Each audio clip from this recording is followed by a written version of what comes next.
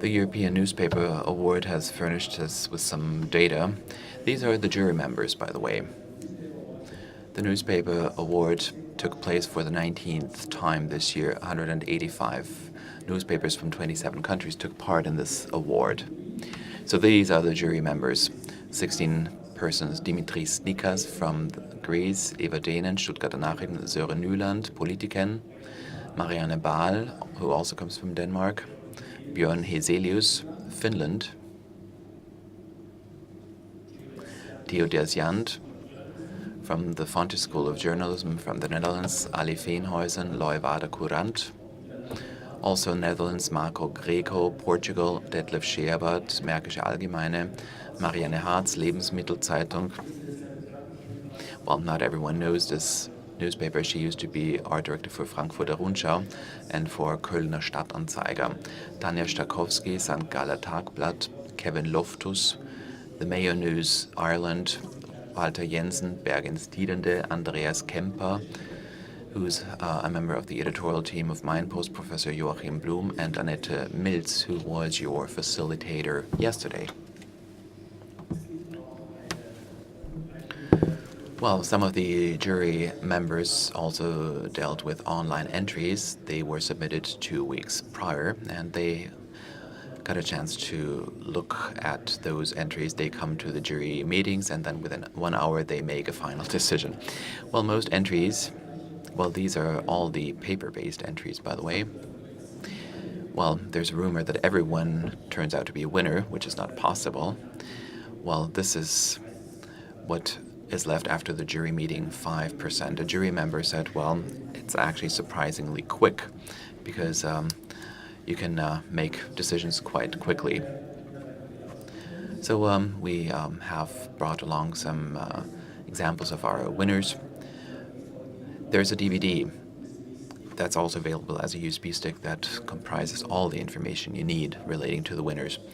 And the yearbook, copies of the yearbook, can be had over there. Let me now turn to the trends.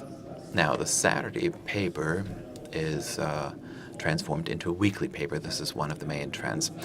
So the Saturday edition is not a run-of-the-mill paper. It's a differently designed, more sophisticated paper, which is reminiscent of a magazine. Süddeutsche Zeitung started with this trend in Germany. The Saturday edition now has more content. It's been beefed up, and it has a magazine-like layout. You have double pages or spreads. And this trend has also continued with Allgemeine Zeitung. The weekend edition also looks something like a magazine. There are new sections, living, health, and the local sections. Well, there are 34 local editions, and they also look like a magazine on Saturdays. We have hired an art director for this purpose, so we are making major efforts in order to make sure that there is a high retention rate as far as our readers go, retention rate regarding print. This paper has beefed up its weekend edition from 8 to 12 or 16 pages. So the weekend editions, as you can see now, comprise more pages in order to enhance the retention rate. And on the weekends, of course, people have more time in terms of reading the paper. This is a Norwegian example. So this looks like a magazine. The Norwegians actually, well, they have come up with a magazine. This is the travel section relating to Japan. Well, it's the red circle that denotes, of course, the Japanese flag, and then this circular icon is found on the following pages. And there's also white spaces here on those pages. It's a daily, but it looks almost like a magazine. That's the weekend edition, of course, of the daily. And then the second trend, that's poster-like covers. Well, this is a trend that has been going on for a number of years already. This is quite impressive, and this has also struck the jury. Now, this is a very serious weekly Die Zeit that you all know. Well, there were the so-called Jamaica negotiations in Germany, and 6 weeks after this cover, well, those negotiations actually failed. And reference was made to the Jamaica coalition negotiations, making reference to Johnny Depp's movie. Kleine Zeitung, well, it's been a tabloid paper, a tabloid format paper since 1904, and they now also have come up with poster-like covers. In the left, you have the black and red coalition, und aus, it's over, and in the right, you have new standards for fries. So very few words. It's almost like posters. The same also is found in Poland and Russia. So as soon as you have the tabloid format, you switch over to poster-like design. Halling Dolen, a typical Scandinavian paper, which also has a poster-like cover. The question is, what do they do on the following pages? What do you find there? Well, the colleagues were saying yesterday that there's a focus on imagery. Well, there's 30 lines of copy, as you can see on this page. Another page, also with big pictures. Now, for Central European papers, we have to say that there is a focus on images. In the German-speaking countries, you don't really have such large pictures, and the short copy, we have a more proportionate ratio between images and copy. This is a typical German example, Mindener Tageblatt. Now, during the election campaign last year, reference was made to Merkel quite often, and this is a spread, a double page, that's also about the same topic. So a lot of visual input has been provided here, more visual input than in the past, more visual efforts. Let's now move on to the online area. Multimedia stories are being used in a very professional way, meaning they become run-of-the-mill stories. Actually, you can find them almost every day. What's been striking is Tagesanzeiger in Switzerland. Well, they came up with a lot of multimedia stories. A lot of these stories have been entered or submitted. A journalist went to Iraq, for example, to see firsthand what the situation is like there. This is an audio slideshow, so there's some copy, some text, some audio text, and 21 images. So really, this is an audio slideshow. Well, there's a whole host of projects that has been submitted by Tagesanzeiger. This is a Russian example from St. Petersburg, by the way. So who owns the Nevsky Prospect? A St. Petersburg paper raised this question. This is an illustration. You click on this illustration, and then you can see who actually lived there when this building was erected and who owns the building right now. The same example could be found in Zurich Bahnhofstrasse, but that was print. But of course, with the online edition, you can actually achieve more. Okay, that was the wrong slide. This is a test tower in southern Germany, the highest building in Baden-Württemberg. Südkorea came up with this story. So it's something where you can scroll, you can actually visit the tower, and that's a tower for testing elevators. Darmstädter Echo, by the way, covered this. It's about dismantling a nuclear power plant. A lot of information was contained there. Another example refers to Nordsee-Zeitung. Well, home is something that you can feel. The typography is quite interesting, the online typography, quite striking. The third trend would be movies or cartoons. A reporter working for Politiken had a camera placed on his helmet, and he talked about rescuing, and he wrote about rescuing refugees in the Mediterranean. So newspapers turn into broadcasters, or else you come up with a cartoon to explain how the federal elections work in Germany. This refers to Mein Post. They came up with a whole series of cartoons that you can repeat after a period of time. You can reuse them. So this is another trend that we can observe. And what's also struck me is that there's an online trend towards text-driven news apps. So there are a lot of news apps out there with short snippets, very up-to-date snippets. But of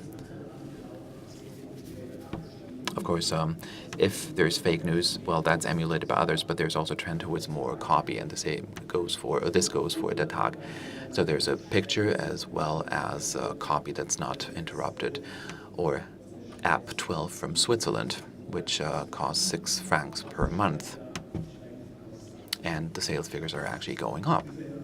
Visual journalism remains trendy. Well, there might be a counter-movement, a backlash, but actually it still is quite trendy, such as this example. This is a Dutch politician here, and the journalist talks about his hair, Ciao all'Italia, and you see the tail fin of an Alitalia newscraft. Well, here you see a mother with a child having a cochlear implant, and the child hears something for the first time. Then a local paper accompanied the police during a photo reportage, spending a night with police officers. This is a rural area in Norway. It's a 5-page article that contains a lot of information. But actually it says here nothing much happened. But still, a lot of pages. A timeline was also incorporated, what happens when. Now, Sunday night, I was walking around here, the Rathaus area, the town hall area, and, nothing happened, but it was quite mysterious, the empty hallways and everything. Okay, the 5th trend, photo reportages transmit emotion, drama, or enigmatic humor. Well, why don't we pick up on humor? This is a meeting of beauty queens somewhere in the U.S., and it says Trump's dream here. So they're eating some hamburgers, and on the left, you don't have beauty queens, you've got a bunch of losers. And this, by the way, comes from a Danish newspaper, so there's a lot of humor. Sometimes you also find this in Germany. This here is a dentist working for horses. Well, you can see how he treats the horses. The style, of course, is a bit different. A dog show. It's a small local paper from Norway, Hallingdalen.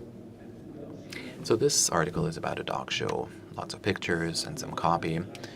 And in Germany, we usually have 3-column articles without an image, and we have 7 or 8 pages here in Norway. So this dog is a bit timid. It doesn't want to be photographed. Alternative storytelling, well, that's another visual trend that I could list. There are small elements that are listed. So what can you do on the weekends? Tips for leisure time activities. Express in Cologne. This is what's going to change in terms of laws. Germans going for a run. So subdivided text, data journalism, only few specialists. That's Tagesanzeiger from Switzerland again. So where can you find tax havens in Switzerland? The Bar municipality, where the tax rates are really, really low, like 1.9%. But I'm sure that other taxes need to be paid there. Berliner Morgenpost is one of the few newspapers that deal with data journalism. Right-wing extremists.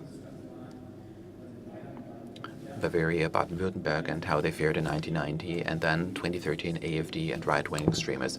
Well, actually, right-wing extremists were already present in the south and in the east, AfD and right-wing voters. This is what the article is about. So you know that this is not a short-lived phenomenon that erupted after the refugee crisis. There's an increase in infographics in Central Europe. Another trend that we're seeing, well, that's an image showing the southern pole and the effects of climate change. This comes from a Portuguese newspaper, by the way. Here you have researchers climbing into a glacier, a fissure, and you can see here what they do in the glacier. Stuttgarter Nachrichten or Stuttgarter Zeitung, it's a regional paper. Well, they come up with infographics quite often. Die Zeit does the same thing, of course. And then, of course, there are small infographics that could also be quite interesting, accidents involving animals. Now, most deer are actually killed by traffic accidents, road accidents, rather than hunting. Well, that's what the Minder Tageblatt said. But then, of course, there's also trend number 8, which is Donald Trump. Well, we can be, or we should be thankful, should be grateful to him. But, of course, Trump is Trump. Now, Of course, we didn't know right away who was going to win, so Märkische Allgemeine came up with this rotating cover, so the readers can then decide, is it Hillary or Donald? Other newspapers were facing the same issue. Trump power, or the White House combined with the Trump Tower, something that Die Zeit came up with. He also became Person of the Year. What did the Welt then do? Vogel des Jahres, Bird of the Year, it says here. Well, there's a humorous note. And then Börsen, a 20-page article that looked something like this. Right after the elections, 20 pages about Trump and the upshot of the Trump election. Well, here there is no headline, actually. A picture says more than 1,000 words. Fasten your seatbelts. Well, with this, I'd like to thank you very much for your attention. And please buy the yearbook. Thank you.